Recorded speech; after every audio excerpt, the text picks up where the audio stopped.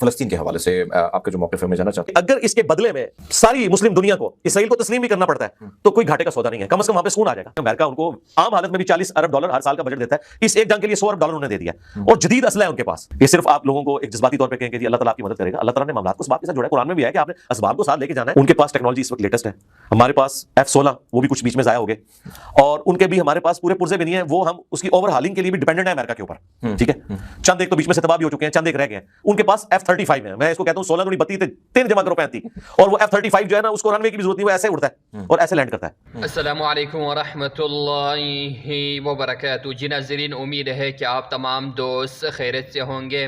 سب سے پہلے آپ لوگ یہ ویڈیو ملاحظہ کریں, مسلمانوں کو فلسطینی عوام کے لیے کیا کرنا چاہیے. جی ناظرین, مکمل ویڈیو آپ لوگ ملاحظہ کریں. اگر ہم فلسطین کے حوالے سے آپ کا جو موقف ہے میں جاننا چاہتا ہوں. اگر ہم پاکستان کی جانب سے بھی کہا گیا کہ 2 ریاستی حل, جس کو نہ صرف نتن یاہو نے جو ہے اس کو ڈینائی کیا, انہوں نے کہا کہ 2 ریاستی حل نہیں ہو سکتا, فلسطین تو پہلے اس کے حق میں نہیں ہے.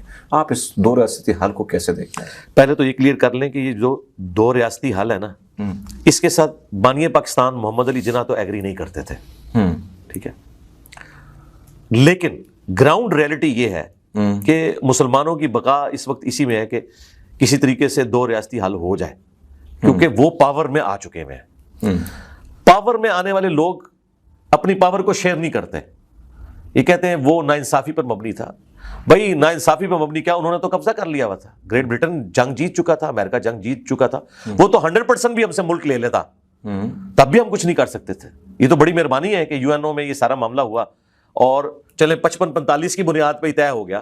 آج تو ہم کہتے ہیں ہمیں تو 40% بھی مل جائے, 30% بھی مل جائے تو بڑی بات ہے. تو یہ جو ہمارے اس وقت سٹنگ پرائم منسٹر نے بات کی ہے, اس کا لوگ مذاق اڑا رہے ہیں, جذباتی مذاق اڑا رہے ہیں. میں بالکل ان کے ساتھ ایگری کرتا ہوں کہ محمد علی جناح نے اس زمانے میں اگر ایک بات کی تھی, اس وقت گراؤنڈ ریئلٹیز ڈیفرنٹ تھی. اس وقت یہ بات کرنا ان کی ایک ذاتی شغف والی بات تھی. اگر ہم UNO کی قراردادوں کو نہیں مانیں گے, 2 ریاستی حل تو UNO نے دیا ہوا ہے, تو پھر کشمیر کے کیس میں بھی انڈیا پھر ٹھیک کہہ رہا ہے کہ UNO کی جو قراردادیں ہیں ہم ان کو نہیں مانتے. اگر ہم انڈیا کو اس سٹانس پہ لانا چاہتے ہیں, پھر ہمیں بھی UNO کی قراردادوں کا احترام کرنا ہوگا. اور اس معاملے میں ہماری آرمی بھی اور پولیٹیکل گورنمنٹ بھی ایک پیج کے اوپر ہے کہ 2 ریاستی حل ہی بہتر حل ہے. باقی نیتن یاہو ظاہر ہے وہ کیسے مانیں گے, وہ تو ماننے کے لیے تیار نہیں. یہی تو ہم کہہ رہے ہیں کہ اگر اس کے بدلے میں ساری مسلم دنیا کو اسرائیل کو تسلیم بھی کرنا پڑتا ہے تو کوئی گھاٹے کا سودا نہیں ہے, کم از کم وہاں پہ سکون آ جائے گا. پھر پولیٹیکل سٹرگل کریں, اپنے معاملات کو آگے لے کے چلیں, ورنہ یہ حال کوئی نہیں ہونا, کیونکہ وہ فل پاور میں ہے. پیچھے امریکہ ان کے کھڑا ہوا ہے, آپ دیکھیں امریکہ ان کو عام حالت میں بھی $40 ارب ہر سال کا بجٹ دیتا ہے, اس ایک جنگ کے لیے $100 ارب انہوں نے دے دیا ہے, اور جدید اسلحہ ہے ان کے پاس. اور اسلحے کے بغیر تو آپ اس طریقے سے جنگ جیت نہیں سکتے ہیں کہ صرف آپ لوگوں کو ایک جذباتی طور پہ کہیں کہ جی اللہ تعالیٰ آپ کی مدد کرے گا. اللہ تعالیٰ نے معاملات کو اسباب کے ساتھ جوڑا ہے. قرآن میں بھی ہے کہ آپ نے اسباب کو ساتھ لے کے جانا ہے, پھر مسبب الاسباب کے اوپر نظر رکھنی ہے. کہیں یہ نہیں ہے کہ آپ 100 دفعہ دروشی پڑھیں گے تو آپ کا پیٹ بھر جائے گا, یا 100 دفعہ سبحان اللہ کہنے سے آپ کی پیاس ختم ہو جائے گی. آپ نے اپنی ایفرٹ تو پٹ کرنی ہے. ان کے پاس ٹیکنالوجی اس وقت لیٹسٹ ہے, ہمارے پاس F-16 وہ بھی کچھ بیچ میں ضائع ہو گئے, اور ان کے بھی ہمارے پاس پورے پرزے بھی نہیں ہیں, وہ ہم اس کی اوور ہالنگ کے لیے بھی ڈیپینڈنٹ ہے امریکہ کے اوپر. ٹھیک ہے, چند ایک تو بیچ میں سے تباہ بھی ہو چکے ہیں, چند ایک رہ گئے ہیں. ان کے پاس F-35 ہیں, میں اس کو کہتا ہوں 16 دونی 32 3 جمع کرو 35, اور وہ F-35 جو ہے نا اس کو رن وے کی بھی ضرورت نہیں, وہ ایسے اڑتا ہے اور ایسے لینڈ کرتا ہے. اب ہم ان کے دیے ہوئے پرانے اسلحے کی بنیاد پہ انہیں کیا دھونس لگا سکتے ہیں؟ لوگ کہتے ہیں جی ISPR سخت سٹیٹمنٹ دے. کیا سٹیٹمنٹ دے کہ ایٹم بم پھینک دیں گے اسرائیل کے اوپر؟ یہ ہو سکتا ہے اس ماڈرن دور کے اندر کہ ہم ایٹم بم ان کے اوپر جا کے پھینک دیں؟ تو وہاں تو سارے دنیا کی طاقتیں اکٹھی ہیں, تو آپ نے باقی سارے ملک ختم کروانے ہیں. اس کے لیے پولیٹیکل سٹرگل کی ضرورت ہے, اور UNO سے بیسٹ کوئی فورم نہیں. میں سمجھتا ہوں اسے ایکٹیو کرنے کی ضرورت ہے, اس میں بار بار اپنی آواز کو اٹھانے کی ضرورت ہے. دیکھیں چائنا, رشیا, ایٹ لیسٹ ان کی آوازیں تو شامل ہوئی ہیں. بالکل, امریکہ نے بھی کود پڑنا تھا ڈائریکٹلی جنگ میں, اگر رشیا دھمکی نہ دیتا, وہ مسلمانوں کی دھمکی تو کچھ نہیں سمجھتا. تو دیکھیں کچھ فائدہ تو ہوا ہے نا, مزید اس کو آگے لے کے چلیں. سر حماس کی جدوجہد کو آپ کیسے دیکھتے ہیں, اس پر آپ کی کیا رائے ہے؟ میں اس پہ پہلے بھی اپنی ورڈکٹ دے چکا ہوں. اگر آپ سیاق و سباق کانٹیکسٹ سے ہٹا کے دیکھیں, یعنی ایبسولوٹلی, تو حماس کی ایکٹیویٹی درست نہیں ہے. ظاہر ہے کوئی بھی آزاد ملک یہ برداشت نہیں کرے گا کہ اس کے اوپر اس طریقے سے کوئی جماعت حملہ کر دے. لیکن اگر آپ حماس کی نظر سے دیکھتے ہیں تو ان کے پاس تو اس کے سوا چارہ کوئی نہیں تھا, مرتا کیا نہ کرتا. ریلیٹیولی دیکھیں تو حماس کی جو ایکٹیویٹی ہے, وہ کہتے ہیں کہ ہم آلریڈی ان کے ہاتھوں مر رہے ہیں, 95% لوگوں کے پاس پینے کا صاف پانی نہیں ہے، اور وہ دنیا کی سب سے بڑی جیل ہے، اور یہ تو نان مسلم خود مان رہے ہیں کہ سب سے بڑی دنیا کی جیل ہے۔ وہ کہتے ہیں ہم نے تو سسک کے مرنا ہے، تو ایک ہی دفعہ کیوں نہ مر جائیں؟ تو یہ ہم ایکٹیویٹی پرفارم کریں تاکہ دنیا کے سامنے ہم ہائی لائٹ کر سکیں اس مسئلے کو۔ اور دیکھیں وہ کامیاب ہوئے ہیں، اس سے پہلے تو کوئی ماننے کے لیے تیار ہی نہیں تھا۔ ہم لوگ بھی بالکل ایک سمجھ لیں سکون کی نیند سوئے ہوئے تھے کہ شاید وہ مسئلہ ایڈریس ہو گیا، وہ تو روزانہ اس عذاب سے گزر رہے تھے۔ تو اس کے بعد آپ دیکھیں عربیوں کے اندر بھی تھوڑی بہت غیرت جاگی ہے۔ مصر جیسا ایک لبرل قسم کا حکمران ان کا، وہ بھی ان کے حق میں بیان دے رہا ہے۔ محمد سلیمان بھی، اس نے بھی کتنی یہ سب کچھ کیا۔ تو اوورآل حماس کے پاس کوئی چارہ نہیں تھا، لہٰذا جو لوگ حماس کی ایکٹیویٹی کے اوپر اس اعتبار سے کرٹیسزم کرتے ہیں کہ انہیں یہ نہیں کرنا چاہیے تھا، وہ بات ان کی اپنی جگہ درست ہے، لیکن ان کی نظر سے بھی آپ دیکھیں ان کے پاس کوئی اور چارہ نہیں تھا، اس لیے انہیں یہ سب کچھ کرنا پڑا۔ لیکن میں اس کے باوجود کہوں گا کہ دونوں طرف سے اگر سیولینز مرتے ہیں عام، تو اس میں حماس بھی مجرم ہے اور اسرائیل بھی مجرم ہے۔ یعنی اگر آپ کی دشمنی ہے تو وہ فوجوں تک رہنی چاہیے۔ ایک عام اسرائیلی کا، وہ تو اسرائیلی کتنے جو فلسطینیوں کے حق میں ہیں، جو اوریجنل جیوز ہیں، وہ تو زائنسٹ موومنٹ کو صحیح نہیں سمجھتے، وہ تو اسرائیل کے قیام کو بھی درست نہیں سمجھتے، انہوں نے تو فلسطین کا جھنڈا لگایا ہوا ہے۔ امریکہ میں مسلمانوں کے ساتھ وہ شامل ہوئے ہیں اس احتجاج میں، زیادہ نکلے ہیں دیکھیں۔ اچھا لیکن اب یہاں پہ میں ایک بات کروں گا، وہ لوگوں کو بری لگے گی کہ یار پھر سلام ہے امریکہ کو کہ فاتح ہو کے بھی اپنے بغل بچے اسرائیل کے خلاف اپنے ملک میں پروٹیسٹ کرنے دے رہی ہے۔ کیا اگر اسرائیلیوں کے ساتھ ظلم ہو، چلیں چھوڑ دیں، ہالوکاسٹ میں جو ہٹلر نے کیا جیوز کے ساتھ وہ تو ظلم تھا نا۔ کیا یہاں ہالوکاسٹ کی اعتبار سے ہم جیوز کے حق میں ایک بینر بھی اٹھا سکتے ہیں؟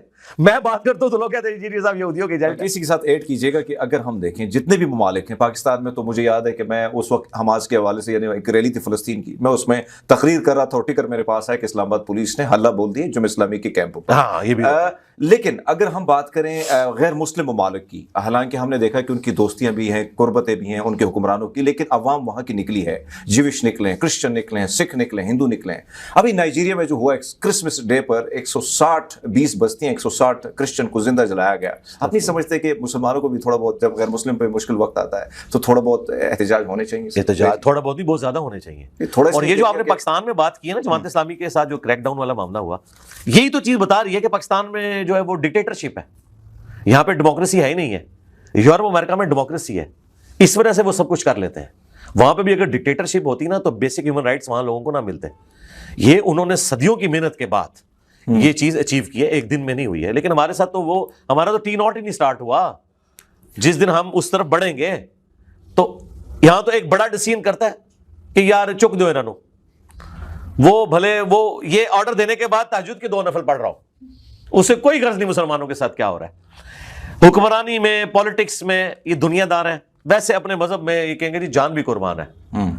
اچھا اور منافق بھی نہیں، میں نہیں سمجھتا کہ ہمارے حکمران منافق ہیں، میں نے قریب سے بڑوں کو بھی دیکھا ہے، وہ اپنی پرسنل زندگی میں خوف خدا بھی رکھتے ہیں، لیکن پتہ نہیں پالیٹکس کا جب معاملہ آتا ہے نا، ساری کی ساری جو ہمارے پولیٹیکل لیڈرز کرتے بھی ہیں، ویسے آپ ان کے بھاشن دیکھیں، اتنی اچھی سی تقریریں ہیں۔ بالکل۔ اور پھر میں وہ آپ کے خان صاحب کی بات کروں گا، خان صاحب جو تقریریں کرتے تھے آنکھوں میں آنسو آ جاتے تھے۔ نواز شریف صاحب یہ کرتے تھے، نواز شریف صاحب کی تو تقریر کی کمپیٹنسی لیول ہی نہیں ہے نا خان صاحب کے مقابلے میں۔ خان صاحب جس طرح مذہب پہ بولتے تھے، جس طرح بیسک ہیومن رائٹس کے اوپر بات کرتے تھے، آنکھوں میں آنسو آ جاتے تھے، مجھے تو لگتا تھا آج ہی ملک میں انقلاب آ جائے گا، لیکن الٹیمیٹلی وہ بھی پھر بڑوں کو ایکسٹینشن ہی دیتے تھے۔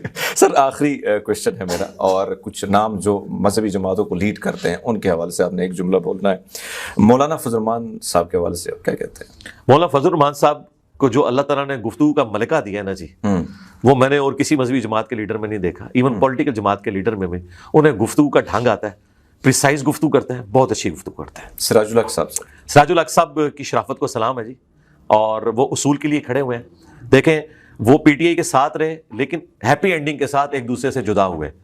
یہ پاکستان کی ہسٹری میں پہلی دفعہ ہوا ہے کہ 2 جماعتیں اکٹھی رہ کے علیحدہ ہوں اور ایک دوسرے کو گالی گلوچ نہ کریں، اور اس میں سب سے بڑا کردار میں سراج الحق صاحب کا سمجھتا ہوں کہ انہوں نے ایسی تربیت کی ہے اپنے جماعت کے لوگوں کی، اور وہاں پہ ڈیموکریٹک ویلیوز موجود ہیں۔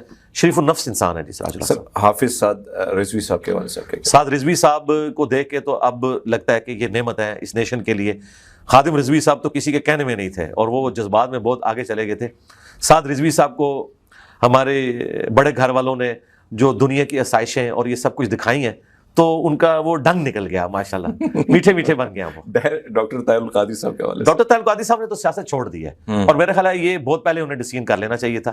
ہم ویلکم کہتے ہیں کہ وہ ان الیکشنوں میں ٹپک نہیں آئے، کیونکہ وہ اچانک الیکشنوں کی بات ہوئی تھی شروع، تو دوبارہ خبریں آنے لگی کہ لو جی پھر کوئی کام ہونے لگا. لیکن الحمدللہ سکون سے وہ بیٹھے ہیں، وہ وہیں بیٹھے رہے کینیڈا میں. ہاں کینیڈا میں بیٹھے رہے، اور وہ جو دینی کام کر رہے ہیں وہی کرتے رہے. اور میں بتاؤں ڈاکٹر صاحب امت کے لیے اس حوالے سے نعمت ہے کہ نان اسٹیٹ ایکٹرز کے خلاف اور یہ جو جذباتی رویے ہیں نا مسلمانوں میں، اس کے خلاف سب سے توانا آواز اگر کسی بڑی شخصیت کی رہی ہے نا، آج کل تو سارے بول رہے ہیں، وہ ڈاکٹر طاہر القادری صاحب ہیں. سر مفتی تقی عثمانی صاحب، تقی عثمانی صاحب مسلمانوں کے لیے اس اعتبار سے میں سمجھتا ہوں بہت بڑی نعمت ہے کہ پوری دنیا میں اسلامک بینکنگ کے حوالے سے جو خدمات ہیں نا، وہ اگر ایک بندے کو اگر کوئی کریڈٹ جاتا ہے نا کہ پاکستان میں اسے اسٹیبلش کرنا اور اس کے سارے خد و خال واضح کرنا، پھر بکس کی فارم میں آ کے ایک ایک وظیفے کو سیٹل کرنا، یہ وہ ساری چیزیں میں ان کی کتابیں پڑھنے کے بعد یہ بات کر رہا ہوں. تو میں اس اعتبار سے انہیں ایک تاریخ ساز شخصیت سمجھتا ہوں. علامہ راجہ ناصر عباس صاحب. سر راجہ ناصر عباس صاحب کو میں اتنا زیادہ جانتا نہیں ہوں، اس لیے ان کی سیاست سے میں کوئی ایسا واقف نہیں ہوں. مفتی منیب الرحمان صاحب. مفتی منیب صاحب تو ماشاء اللہ تعالیٰ ہمارے ایک میٹھے مفتی صاحب ہیں، اور کبھی کبھار غصے میں آتے ہیں، لیکن اوور آل ماشاء اللہ ان کا جو بولنے کا سٹائل ہے اور نپی تلی گفتگو کرنا، میں سمجھتا ہوں کہ اسٹیبلشمنٹ کے لیے ایک بہت بڑی نعمت ہے کہ جب بریلوی وائلنٹ ہوتے ہیں تو ان کے ذریعے وہ ان کو قابو کر لیتے ہیں.